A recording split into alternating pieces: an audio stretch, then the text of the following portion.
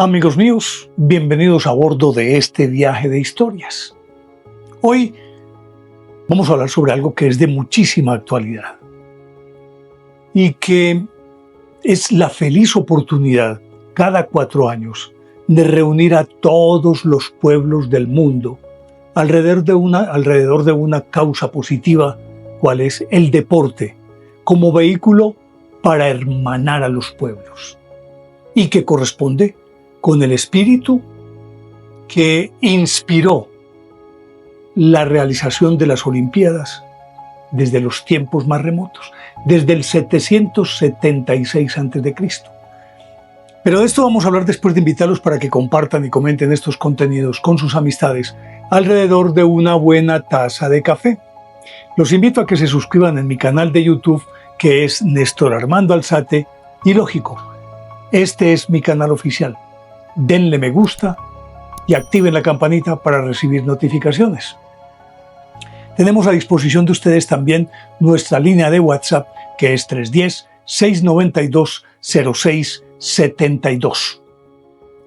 Decía entonces que este es un evento para hermanar a los pueblos.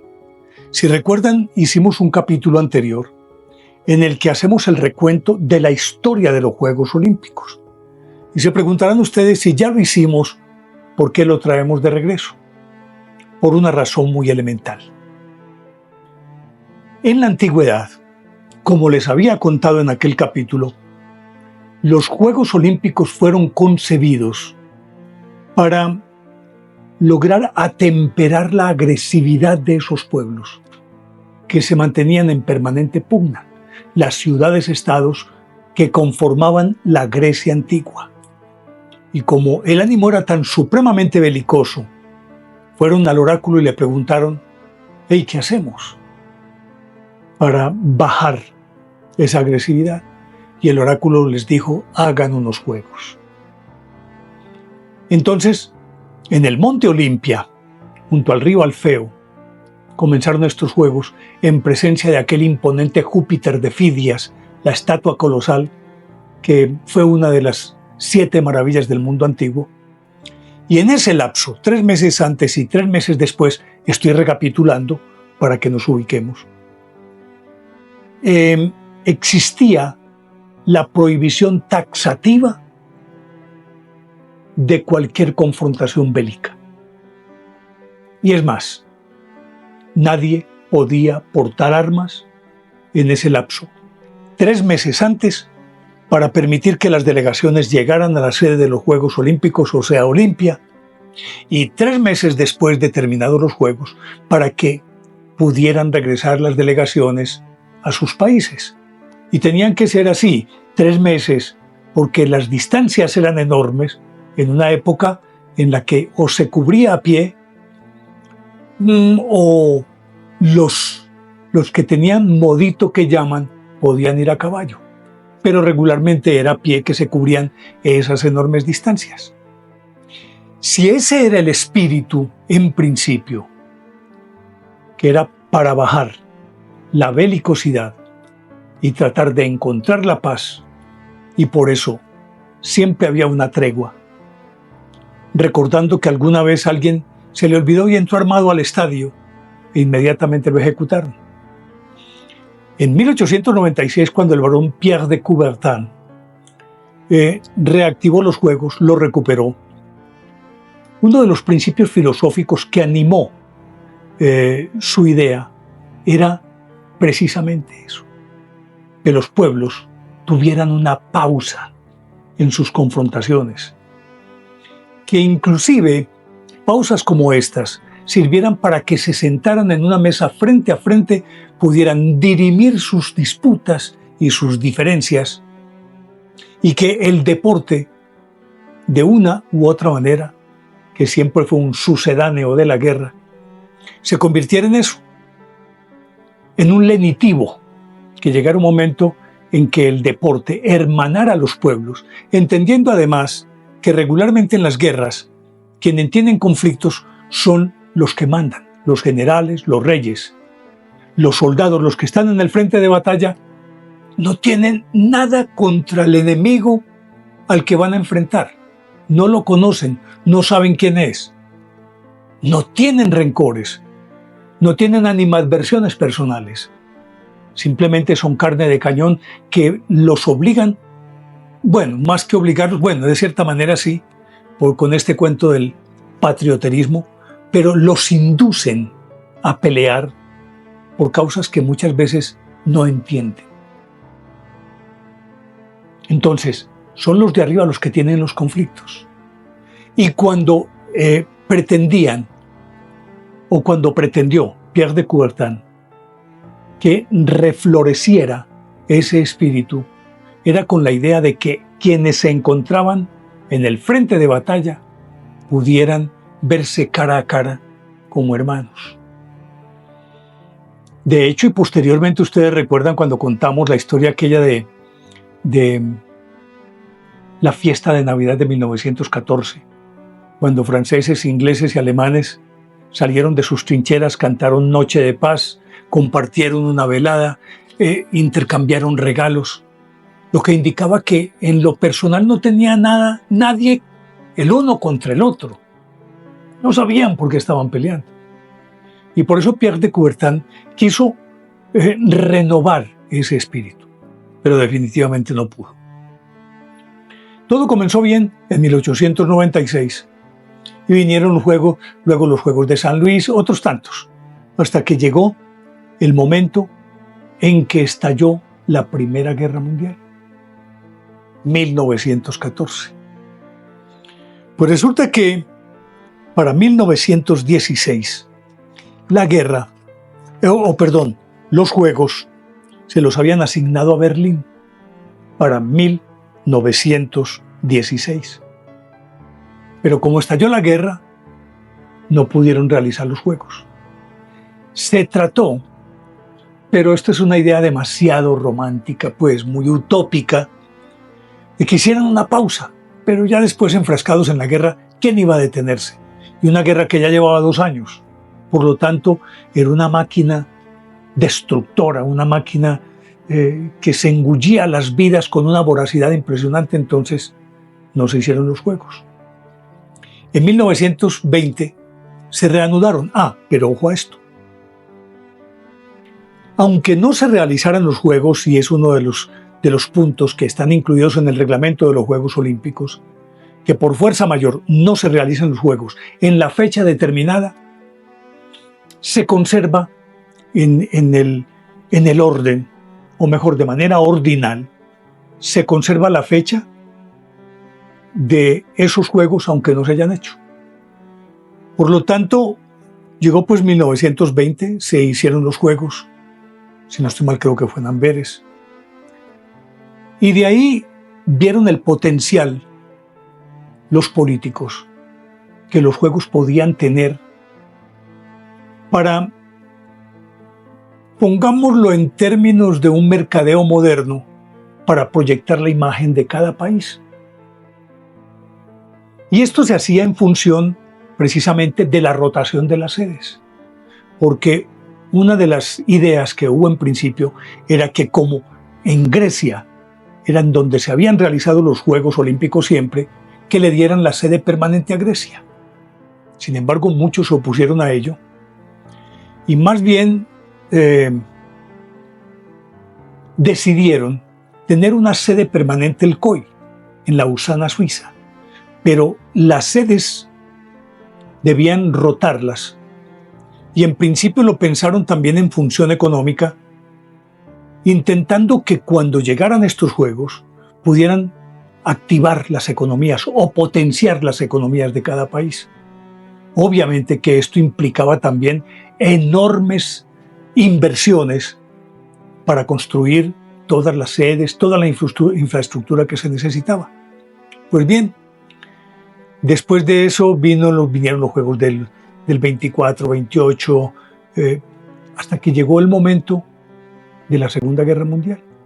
Como decíamos, los que tenían las sedes aprovechaban para mercadear a sus países y proyectarlos internacionalmente.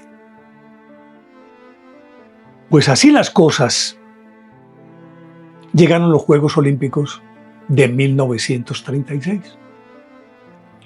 Hitler tenía detrás a un mago de la propaganda que era Goebbels.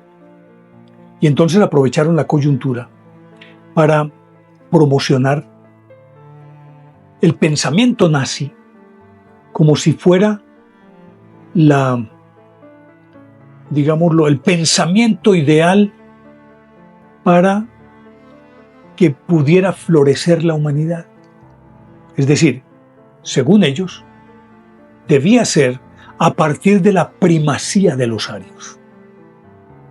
Eran ellos la raza pura y por lo tanto eran los que deberían gobernar el mundo. Y se hicieron películas, se hicieron cualquier cantidad de documentales mostrando la hermosura de esa raza, de lo que estaban haciendo los nazis, de cómo progresaba la economía y demás. Y obviamente que esto también exigía limpiar las ciudades para proyectar una hermosa imagen de ellas. Hicieron unos pogroms, se llevaron cualquier cantidad de judíos y mataron a muchísimos de ellos, recogieron gente que no poseía el fenotipo alemán y lo sacaron de ahí, porque supuestamente, según Hitler, esos juegos tendrían que ganarlos Alemania lejos de los demás. Y esa era la idea primordial. Pero se llevó un palmo de narices porque un afroamericano, Jesse Owens, que iba en representación de Estados Unidos, y a pesar de que en Estados Unidos existía esa segregación racial, recuerden ustedes un contenido que hice recientemente,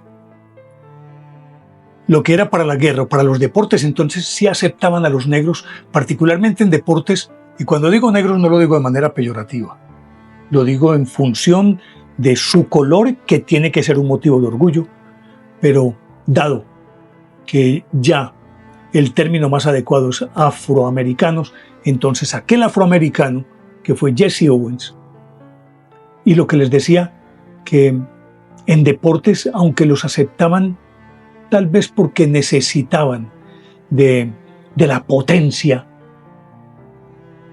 muscular que tenían los afroamericanos, los llevaron. Todavía, inclusive, ni en el béisbol aceptaban que jugaran afroamericanos. Pero Jesse Owens humilló a Hitler, que estaba en la tribuna viendo los Juegos Olímpicos, y se ganó 4 medallas de oro. Eso obviamente que encendió la ira del Führer.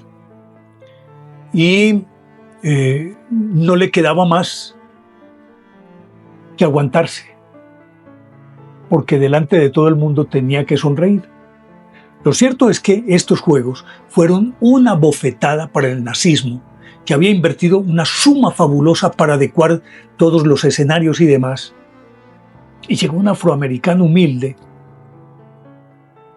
y derribó de un plumazo toda esa propaganda en torno a la primacía o a la superioridad aria. Eso fue en el 36. Pues le habían concedido la sede de los Juegos Olímpicos, es decir, siempre se entrega la sede con suficiente antelación como para darle a la ciudad organizadora, darle el tiempo suficiente para que pueda adecuar todos sus escenarios y toda su infraestructura. En 1940 debería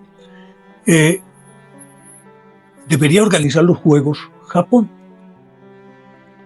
Pero Japón, inmersa en una guerra, o inmerso pues el país, en una guerra con los chinos, por allá en 1937, un poco antes, les quitaron la sede porque no podían permitir, y en función del ideal olímpico, no podían permitir que un país que estuviera en guerra fuera organizador de unos olímpicos.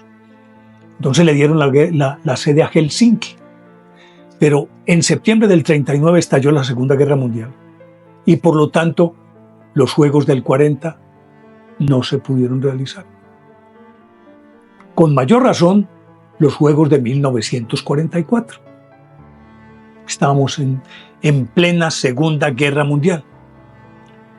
En el 48, la sede era de Londres. Y acababa de culminar la guerra hacía 3 años, en el 45, y Europa estaba absolutamente devastada. Sin embargo, decidieron hacer los Juegos, porque era una forma no solamente de recuperar la economía, sino de demostrarle al mundo que aún en medio de las vicisitudes, los pueblos son capaces de resucitar o de resurgir mejor, como el ave fénix. Pues los aliados, y estaban ya en marcha ya estaba en marcha el Plan Marshall para la reconstrucción de Europa, entonces ayudaron a Londres para que pudiera tener unos escenarios decentes y se hicieron los Juegos del 48. Como era apenas comprensible, los perdedores de la guerra no eran aceptados. Entonces ni Alemania ni Japón pudieron competir en esos Juegos. Y como era apenas lógico, aprovecharon la coyuntura para proyectar la imagen de un mundo libre y que en ese mundo libre cabían todas las manifestaciones altruistas de fraternidad y hermandad de la humanidad. Y era una forma de cauterizar también las heridas de la guerra. Yo estoy contando toda esta historia, porque no se los dije desde el principio, porque, como pueden ver, los Juegos se convirtieron en un instrumento de propaganda política, en un instrumento para proyectar ideologías o políticas y para, en su momento, demostrar superioridad sobre los rivales, y mucho más que ya en 1948 se estaba en plena Guerra Fría. Entonces se hicieron los Juegos del 48, vinieron los de Helsinki en 1952. En los de 1952, aunque fue relativamente en paz, también pues obviamente que había todavía rezagos de la Segunda Guerra Mundial. Y por ejemplo, no dejaron participar a Alemania Oriental. Ya Alemania se había dividido en dos. Alemania Occidental, o sea, la de los aliados, y la Oriental, que estaba del lado de Stalin y estaba tras la cortina de hierro. No permitieron a Alemania Oriental, que apenas pudo venir a competir como Alemania Oriental en los Juegos Olímpicos del 72. A ver, un sorbito de este delicioso café.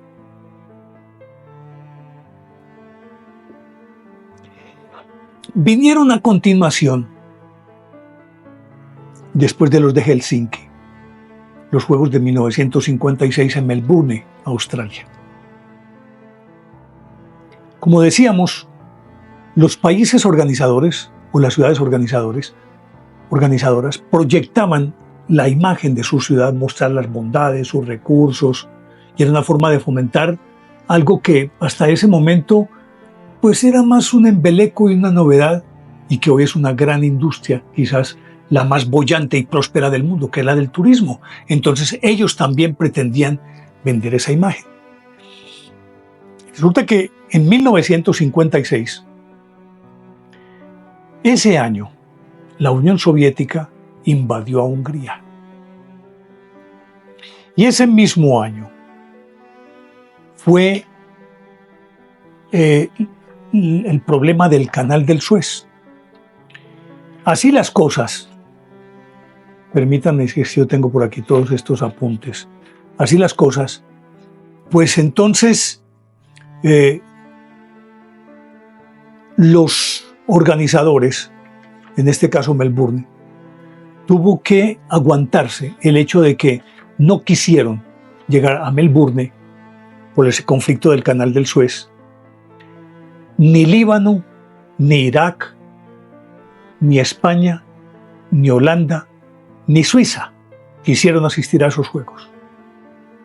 Porque había demasiados intereses económicos con lo del Canal del Suez, pero al mismo tiempo la guerra ideológica dentro de ese contexto de la Guerra Fría.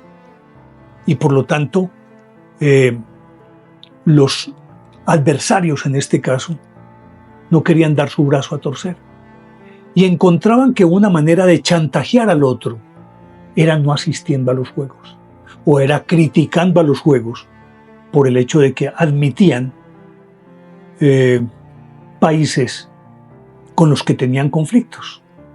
Entonces en Melbourne se planteó una disyuntiva que inclusive llegó un momento dado en que estuvieron contemplando la posibilidad de aplazarlos o definitivamente no hacer estos Juegos. En 1960, en el 60, que fueron los Juegos Olímpicos de Roma, pues digámoslo que no hubo tanto sobresalto, aunque todavía pues estaba en este contexto de la Guerra Fría. Y de pronto en el 60 se recuerda mucho el que un hombre que fue en el 60, 64, creo que fue en el 60. No, fue en el 64. Dejémoslo ahí quietecito porque iba a decir algo que no es cierto. Pero en los Juegos de 1960, en plena Guerra Fría, pues Estados Unidos y la Unión Soviética, y esa fue como que se fue convirtiendo como en una constante de la Guerra Fría, tenían que demostrar, ya no asumieron los Juegos como un encuentro de fraternidad, sino como la posibilidad de demostrar su superioridad sobre el otro. Es decir, no eran solamente las armas, no eran solamente aquellas guerras peleadas por ellos, pero por interpuesta persona. Estaba en pleno proceso de descolonización en África. Entonces, recuerden que si la Unión Soviética patrocinaba un gobierno de X país, entonces los norteamericanos o estadounidenses patrocinaban la oposición o los rebeldes, y viceversa. Cuando era Estados Unidos el que apoyaba al gobierno de turno, entonces por debajo era la Unión Soviética la que socavaba a ese gobierno patrocinando a los rebeldes. Entonces en 1960 es apenas comprensible que eso de la Guerra Fría también tuviera su incidencia. En 1964 en Tokio, allí se presentó algo que, aunque no estaba relacionado directamente con los Juegos Olímpicos o con la sede de los Juegos Olímpicos, de todas formas, en las proximidades se estaba desarrollando una guerra que fue la de Vietnam. Y en esa guerra de Vietnam, en la que la Unión Soviética patrocinaba a Ho Chi Minh, o sea, a Vietnam del Norte, y Estados Unidos sostenía a Saigón, o sea, a Vietnam del Sur. Entonces allí también, dentro de eso, los soviéticos que no habían entrado plenamente a esa guerra, o es decir, de manera directa, sino por interpuesta persona, en este caso Vietnam del Norte, mientras que los estadounidenses sí se habían metido de frente y eran protagonistas de esa bendita guerra. Recibió Estados Unidos todas las críticas del mundo y dardos de todas partes. Con todo y ello, el Comité Olímpico Internacional no quiso meter baza en el asunto. Y aunque se pretendía mantener una cierta, digámoslo, neutralidad, el solo hecho de aceptar que un contendiente estuviera ya era una forma de parcializarse. En el 64, pues que estaban en Tokio. Y como Vietnam es mucho más cerca de Japón que de Estados Unidos, existía una cierta solidaridad, particularmente con Vietnam del Norte.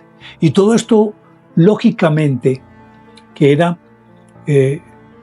estimulado por el aparato propagandístico de la Unión Soviética. 64. En 1968 vinieron los Juegos Olímpicos de México. En los Juegos Olímpicos de México hubo algo que extrañamente no tuvo el despliegue en todo el planeta que tuvo que haber tenido, que debió tener. Los Juegos Olímpicos del 68 se realizaron en México, en Ciudad de México, y 10 días antes, el 2 de octubre, porque los Juegos comenzaron el 12 de octubre, de 1968. Pues resulta que hubo una confrontación con los estudiantes. Era presidente de México Gustavo Díaz Ordaz.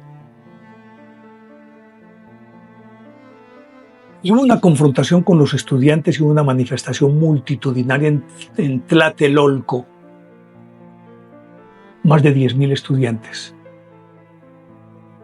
Y se había conformado como una especie de parapolicía, o digámoslo, un grupo patrocinado por el ejército, que inclusive dicen que formaba parte de la Guardia Presidencial. Y este grupo se había conformado para prestar seguridad en los Juegos Olímpicos. Pues al parecer fueron desplegados. Y en esa plaza de Tlatelolco fueron asesinados. Las versiones oficiales afirman que murieron entre 300 y 400 personas. Y no todas estudiantes, es decir, una gran mayoría de estudiantes, pero gente que estaba ahí porque había un mitin y entonces estaban hablando los estudiantes, cerraron la plaza, vinieron helicópteros, estas fuerzas especiales se empotraron o se acomodaron desde edificios que circuían la plaza, con nidos de ametralladoras inclusive, y murieron entre 300 y 400 personas. Algunos afirman que fueron muchos más, entre ellos Elenia Poniatowska, que escribió un libro bien interesante, La noche de Tlatelolco, en la que cuenta todo lo que ocurrió allí. 10 días antes de la inauguración de los Juegos. En principio, se tiene que aceptar que los estudiantes, es decir, aprovecharon la coyuntura para hacer conocer del mundo la problemática que ellos estaban viviendo, que era un problema de fondo de la educación, que no estoy muy enterado de ello y por eso no me atrevo a hablar mucho de qué se trata. Pero era eso en principio. Aprovechaban justo esa coyuntura. Sin embargo, llegaron los Juegos Olímpicos como si nada hubiera ocurrido. Nadie habló de la matanza de Tlatelolco. Es una herida que todavía está abierta en la memoria de México y que fue empañada, esa memoria o ese hecho, por los Juegos Olímpicos de 1968, que por lo demás fueron unos Juegos en los que los estadounidenses, los atletas estadounidenses, tuvieron la oportunidad de oro para hablar sobre la segregación.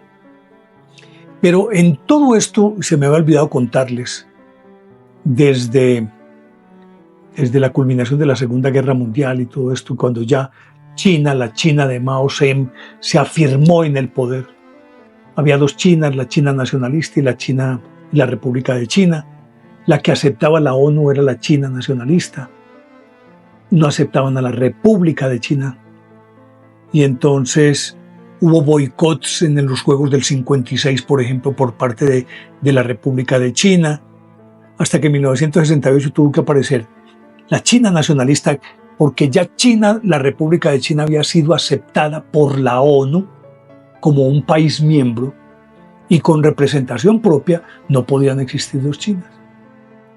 Entonces, a los nacionalistas que vivían en una isla tuvieron que adoptar el nombre de Taiwán. A la China de Chiang Kai-shek, en contraposición con la China de Mao Zedong o Mao Zedong. Y entonces,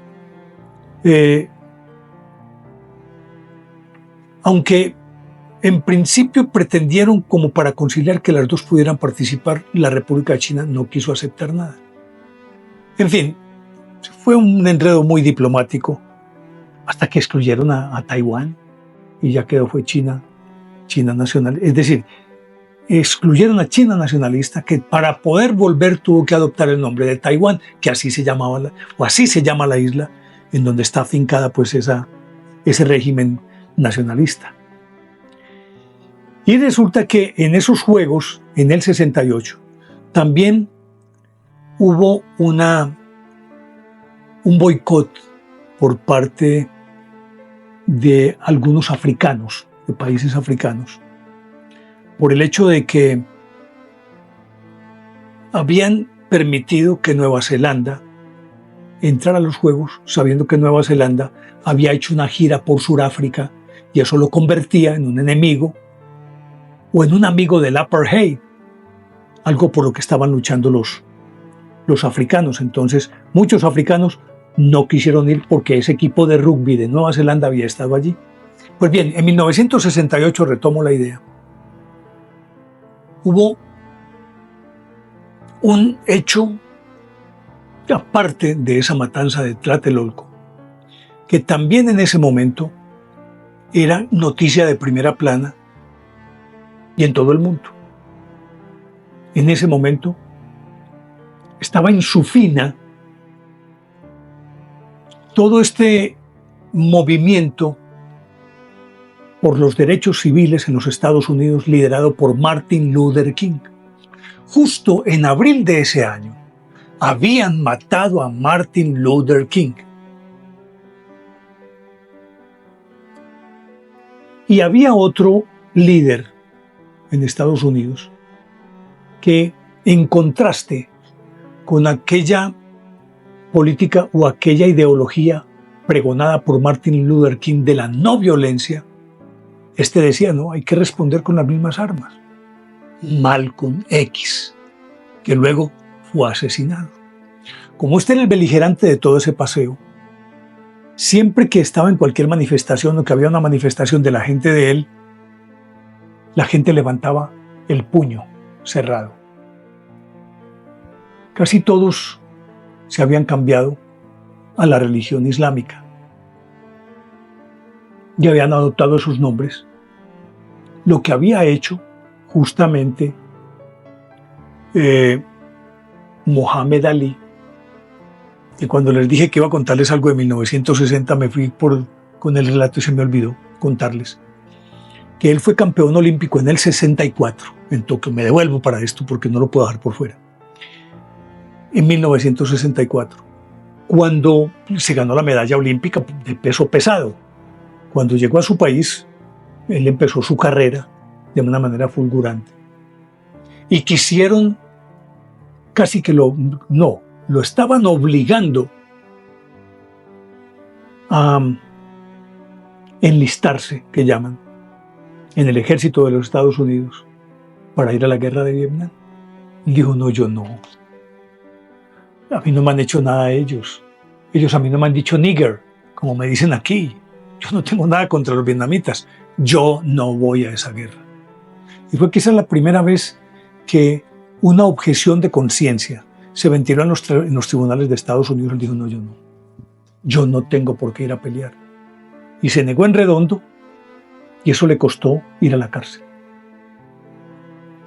Pero antes de ir a la cárcel dijo, yo no voy a defender un país que me ataca a mí por tener este color de piel y ataca a todos mis hermanos. Cogió la medalla olímpica de oro que se había ganado y se hizo su ceremonia en Washington, convocó una rueda de prensa y delante de ellos cogió la medalla olímpica y la lanzó al río Potomac y la botó.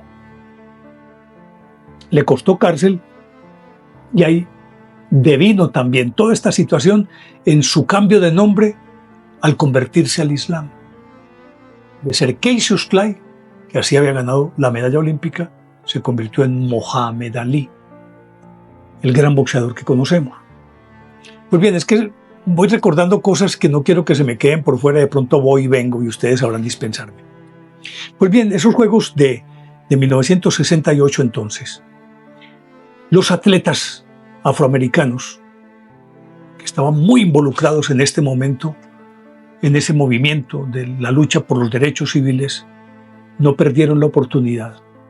Y dos de ellos, que se llamaban Tommie Smith y John Carlos, cuando estaban en el podio, después de haber recibido sus medallas, ellos levantaron el puño enguantado. Y eso fue lo que llamaron en su momento el Black Power. Eso les valió una sanción por el Comité de los Estados Unidos, el Comité Olímpico, y también, naturalmente, del Comité Olímpico Internacional. Tommie Smith y John Carlos. Y lo extraño de esto es que en estos Juegos fueron quizás más importantes estas expresiones que lo conseguido. Por ejemplo, en esos Juegos Olímpicos se consiguió, yo diría, la marca más extraordinaria de la historia, y creo que estuvo más de 30 o 35 años vigente, que fue la de Bob Beamon, que en salto largo saltó 8 metros con 90 centímetros. Sin embargo, esa hazaña pasó inadvertida. Llegó el del 72, los Juegos Olímpicos del 72, quizás los más dramáticos de la historia, porque en esos Juegos Olímpicos del 72 un comando de Septiembre Negro asesinó a 11 atletas israelíes. Esas imágenes vívidas que todavía uno las puede ver y que obviamente los bandos en conflicto en Israel quisieron aprovechar la coyuntura y eso fue lo que hizo Septiembre Negro, que Septiembre Negro era una organización de unos palestinos que habían ido a vivir a Jordania, ya tuvieron problemas, los echaron, pero obviamente tenían como enemigo común a los judíos, entonces vinieron y asesinaron a estos deportistas. Llegó 1976, en 1976 resulta que hubo una mujer, yo creo que fue lo más grande y todavía no se ha podido igualar, la rumana Nadia Comaneci, que logró el 10 perfecto en gimnasia. Eso nadie nunca lo había hecho. Sin embargo, pasó inadvertido porque hubo también saboteo en 1976 en los Juegos Olímpicos de Montreal. Y resulta que por todas estas circunstancias, desafortunadamente, pues, logros como este pasaron inadvertidos. En 1976, los africanos abandonaron los Juegos Olímpicos. Luego llegó el de los Juegos de 1980 y los del 80 que se celebraron en Moscú. Resulta que estos fueron saboteados por Estados Unidos, porque en 1979 la Unión Soviética había invadido Afganistán. Entonces Estados Unidos con sus aliados se retiraron de los Juegos, no quisieron asistir a los Juegos. Pues en 1984 los soviéticos les pagaron con la misma moneda a los estadounidenses en los Juegos Olímpicos que se celebraron si no estoy mal, en Los Ángeles, en 1984. Y no fueron los soviéticos ni muchos de los países que pertenecían a la cortina de hierro. En 1988, bueno, la situación... en el 72, por ejemplo, esto que ocurrió con los atletas asesinados tapó las proezas de Marek Spitz, que fue el más grande nadador de todos los tiempos, hasta que apareció Michael Phelps recientemente. Quería pues dar ese dato ahí también. Y entonces, en 1988 en Seúl ya la cosa cambió un poco, no hubo problemas. Seguían todavía China nacionalista, la Alemania democrática, Alemania occidental, y esos fueron los últimos en que asistieron las dos naciones, cada una de manera independiente, porque en el 89 cayó el comunismo, desapareció la Unión Soviética, entonces volvió a ser Rusia, desapareció Alemania Oriental, se unificaron, entonces apareció una sola Alemania. Para entonces Taiwán seguía apareciendo como la China nacionalista, pero con el nombre de Taiwán, y la República China como la gran representante de ese gran país. Y de ahí en adelante yo diría que eso fue en el 88 en Seúl, ya la situación básicamente se normalizó. En el 92 fue en Barcelona, no pasó nada. 96 que fueron los Juegos de Atlanta, también todos asistieron. Es decir, de ahí en adelante, el hecho de que hubiera acabado el comunismo, que hubiera desaparecido la Unión Soviética, que hubiera caído el muro de Berlín, como que bajó la temperatura para todo esto. Y desde entonces los Juegos Olímpicos se convirtieron en unos juegos realmente de fraternidad y de hermandad. Hasta hoy. 2004 fue en Atenas, 2008 Pekín, 2012 Londres, 2016 Río, 2020 era Tokio, pero por esta cuestión de esta situación que nos encerró a todos en el planeta, tuvieron que aplazarlo un año, pero permanece como si fueran los Juegos Olímpicos de 2020. Que fueron los de Tokio, que se hicieron en el 21. Pero ahora llega el de París, que trae una connotación distinta. Ya no es esa ideología política ni nada por el estilo, sino que aparecen como otros rasgos de tipo sociológico y contracultural que sorprenden por la forma como se hicieron para empezar la inauguración de los Juegos, con todos estos eventos, entre los cuales uno que ha sido supremamente discutido, la puesta en escena de la última cena, cosas en las que yo no voy a entrar pues a hacer juicios de valor porque no soy quien para hacerlo, pero que ha levantado más de una ampolla en todo el planeta, lo cual nos está indicando que acabada esa guerra fría y que las cosas hayan llegado como a un grado de civilización moderna, respetuosa del pensamiento del otro, aparentemente, aunque estamos con conflictos como el de Ucrania-Rusia, que debería ser también motivo de examen ahora, porque miren que en estos conflictos, en las anteriores Olimpiadas, muchos rusos no pudieron participar, y si lo hicieron bajo la bandera olímpica, y ahora está ocurriendo exactamente lo mismo. Ya se vislumbra un movimiento contracultural. ¿Hacia dónde va el planeta? ¿Cuál es el pensamiento, la ideología, desde la perspectiva sociológica? ¿Qué es lo que está ocurriendo? Es derrumbar todas las barreras existentes en función de crear una nueva visión y pensamiento del mundo, lo que es muy en consonancia con que estamos en una nueva era que se está inaugurando. Estos son signos específicos de que entramos en una nueva era en la que se barajan todos los valores, todos los preceptos, todos los fundamentos, toda la ética, toda la cultura de lo que ha sido hasta este momento en función, o mejor, a lo largo de los 2160 años que ha durado la era anterior, en este caso la de Piscis, para que ahora se inaugure la era de Acuario, con otra visión, otra cultura, con pasos agigantados hacia un movimiento espiritual distinto, otro concepto de religión, otro concepto de política y de ideologías. Esa es una puerta que se ha abierto. Tal vez no lo han visto mucho desde esa perspectiva, pero lo que hay que analizar en este momento es que eso, lo que ha ocurrido en París, es ni más ni menos, diría yo, que la apertura casi que oficial hacia una nueva era. Lo que implica un nuevo pensamiento, una nueva cultura, una nueva forma de ver la religión, es lo que está ocurriendo, que levanta ampollas, escándalos y todo lo que se quiera, sí, porque es algo que nunca se había visto. Está ocurriendo ahora.